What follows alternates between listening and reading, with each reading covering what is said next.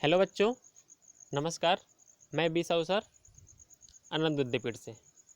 बच्चों, आज से हम ऑनलाइन पढ़ाई स्टार्ट कर रहे हैं। ऑनलाइन स्टडी हम चालू करने वाले हैं और ये आज का आपका पहला क्लास होगा। और मैं आपको 8वीं कक्षा में विज्ञान विषय की पढ़ाई करवाऊँगा और ये विज्ञान विषय मैं आपको पढ़ाने वाला हूँ।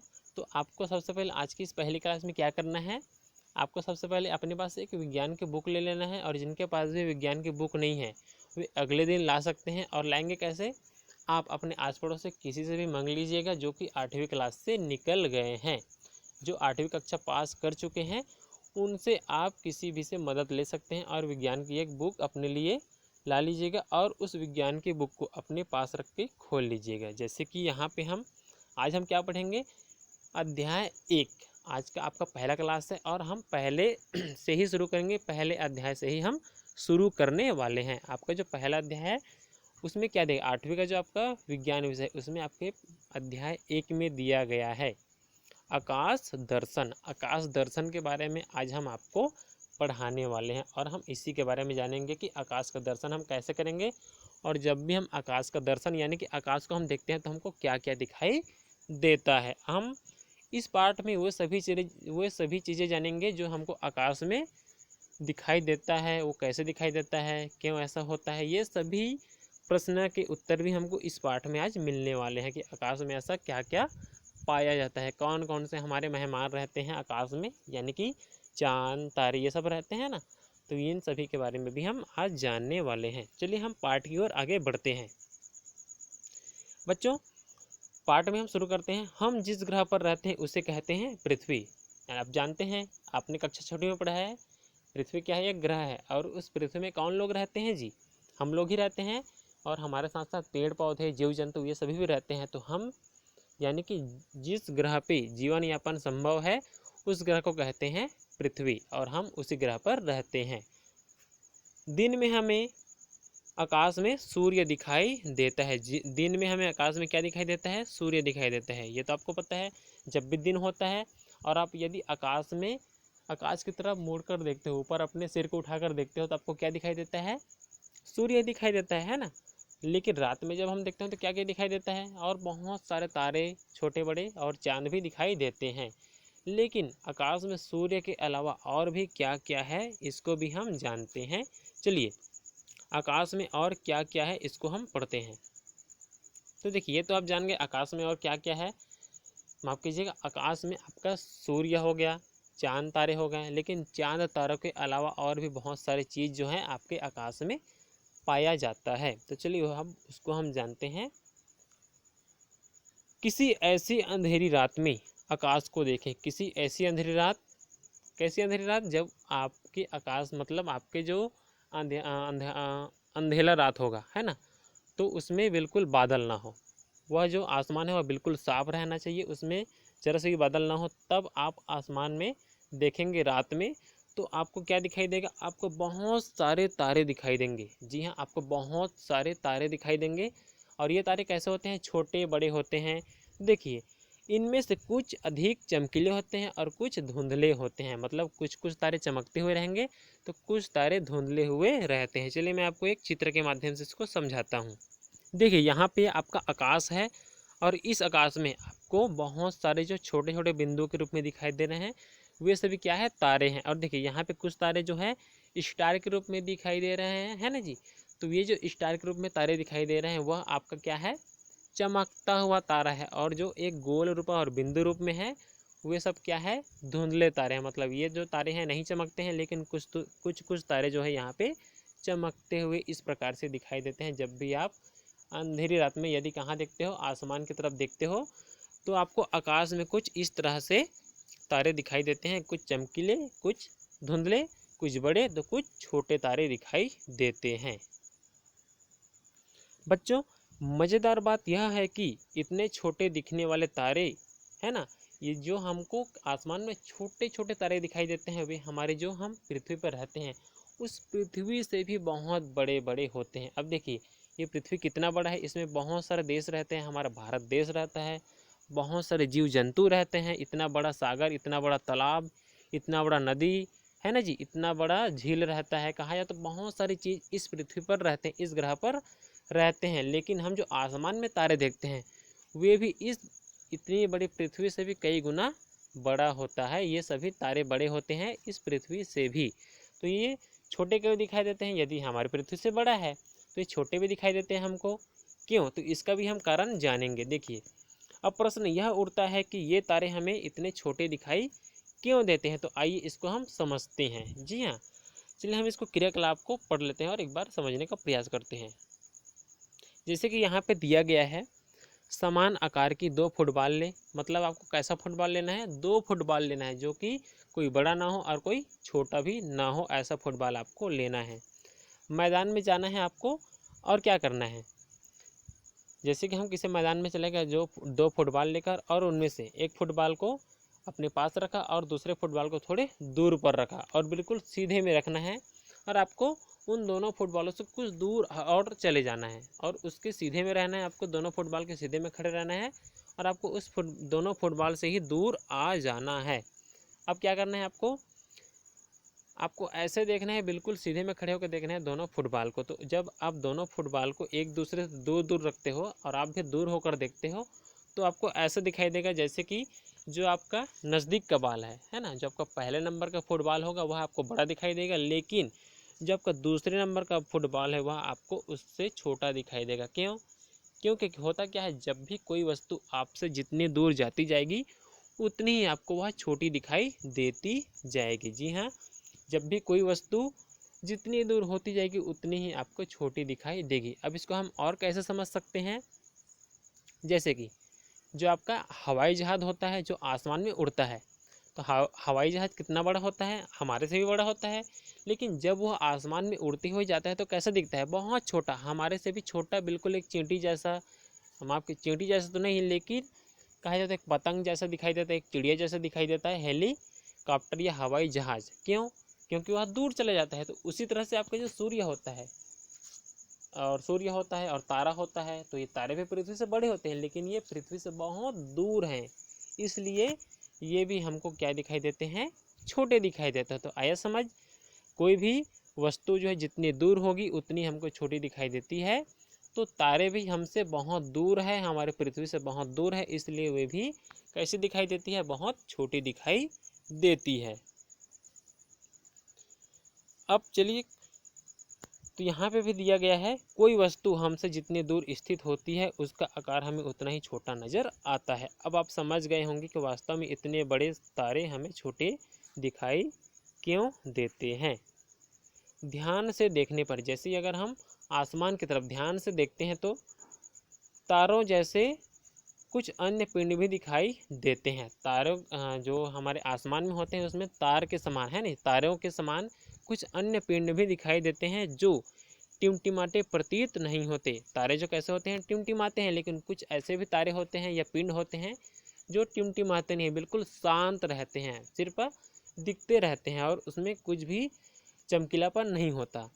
तो ये क्या है? ये ग्रह हैं। जो पिंड होते हैं जो टिमटिमाते नहीं हैं वे क्या कहलाते हैं? आपके ग्रह कहलाते हैं, जो हमारे पृथ्वी का ही, जो हमारे पृथ्वी की तरह ही सूर्य की परिक्रमा करते हैं। यानी कि आपका जो पृथ्वी क्या होता है? आपका सूर्य का परिक्रमा करता है, सूर्य का चक्कर लगाता है हमारा पृथ्वी। उसी तरह से जो आसमान में हमको क्या दिखता है?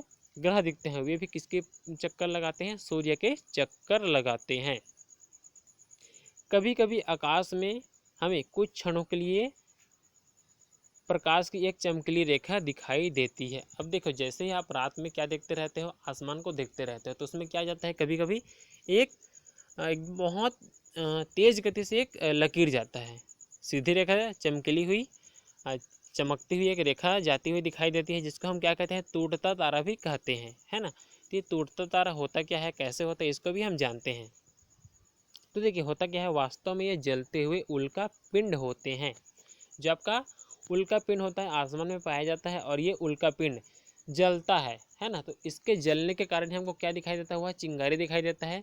और उसी जलते हुए चिंगारी के कारण हमको क्यों सीधी लकीर दिखाई देती है आसमान में कभी कभी, और जिसे क्या कहा जाता है? टूटता तारा भी कहा जाता है। तो आपने सुना होगा तारा टूट रहा है ऐसा कुछ, तो टूटता तारा उसी को कहा जाता है जब कोई भी उल्का पिंड जल जाता है तो वह जलता है तो उसका जो चिंगारी है वह निकलता है ना, जलने के कारण उसमें चिंगारी उत्पन्न होती है, तो वह जो उसका चिंगारी निकलता है तो वही हमको सीधी रेखा में दिखाई देता है, जिसको हम टूटता तारा भी कहते हैं। तो ये टूटता तारा नहीं है, ये उल्का पिंड है। इस तरह हमारी पृथ्वी तथा अन्य ग्रह, सूर्य, चंद्रमा, उल्कापिंड आदि मिलकर आकाशगंगा की रचना करते हैं। जो आपका क्या है, सूर्य, चंद्रमा, पृथ्वी, उल्कापिंड आदि मिलकर आकाशगंगा की रचना करते हैं। और आकाशगंगा कहाँ पे पाया जाएगा, आपके आसमान में। आसमान में ही होता है ये सभी चीज़। उल्कापिंड हो गया, ये आपका चंद्रमा हो गया, ये आपका क्या हो गया, कहा जाए तो ग्रह हो गया, ये सभी आकाशगंगा की रचना करते हैं। चलिए आकाशगंगा को मैं आपको और अच्छे से समझा देता हूँ। देखिए ये है आपका पूर्ण रूप से आकाशगंगा है। जी हाँ दोस्तों, देखिए बच्चों, ये है आपका पूरा आकाशगंगा। और इस आकाशगंगा में देखिए यहाँ पे ये आकाश है, ये पृथ्वी है, ये तारे हैं और ये सूर्य है। तो क्या क्या होता है, यहाँ पे मैंने चांद का चित्र बनाना भूल गया हूँ, तो माफ़ कीजिएगा। चांद, उल्कापिंड, तारे, पृथ्वी, सूर्य, ये सभी मिलकर क्या बनाते हैं, आकाशगंगा का निर्माण करते हैं, आकाशगंगा बनाते हैं। तो इन सभी चीज़ों से क्या क्या बनता है, इन सभी चीज़ों से क्या बनता है, आपका आकाशगंगा बनता है। जब भी आपके प्रश्न में क्या आएगा कि आकाशगंगा किससे बनता है, तो चांद, तारे, सूर्य, उल्कापिंड आदि से क्या बनता है, आपका आकाशगंगा बनता है। इसमें पृथ्वी को आपको छोड़ देना है, पृथ्वी इसमें शामिल नहीं है, क्योंकि पृथ्वी जो अलग है। और आपके जो आकाशगंगा कहाँ बनता है, आपके आसमान में बनता है। तो आकाशगंगा जो आपका बनता है चांद, तारे, उल्कापिंड और सूर्य से मिलकर बनता है। यहाँ पे दो चीज़ मैंने छोड़ दिया है ना, चांद और उल्कापिंड को याद रखना है। और आपके पुस्तक में भी दिया गया है आकाशगंगा किससे बनता है, तो आप वहाँ से भी जाकर देख सकते हैं। देखिए कहाँ पे दिया गया है, चलिए देखते हैं। ठीक है, देखिए यहाँ पे दिया गया है किससे किससे बनता है। तो यहाँ पे दिया है ये सूर्य, ग्रह है ना, ग्रह, सूर्य तथा चंद्रमा और उल्कापिंड से मिलकर क्या बनता है, आकाशगंगा बनता है। चलिए हम आगे बढ़ते हैं अब क्लास में, है ना। तो चलिए आगे क्या दिया गया है, तारे एवं तारा मंडल। तो यहाँ तक आपको समझ आ गया होगा, और समझ नहीं आया होगा तो वीडियो को एक बार फिर से पीछे ले जाइए और अच्छे से और सुन लीजिएगा और अच्छे से देख लीजिएगा, ताकि आपको अच्छे से समझ में आ जाए। तारे एवं तारा मंडल, तारे एवं तारामंडल, है ना। तो अब हम जानेंगे तारे एवं तारामंडल के बारे में। हम तारे तो जान गए, तारे कहाँ दिखाई देते हैं, हमको आसमान में दिखाई देते हैं और रात में टिमटिमाते हुए भी प्रतीत होते हैं।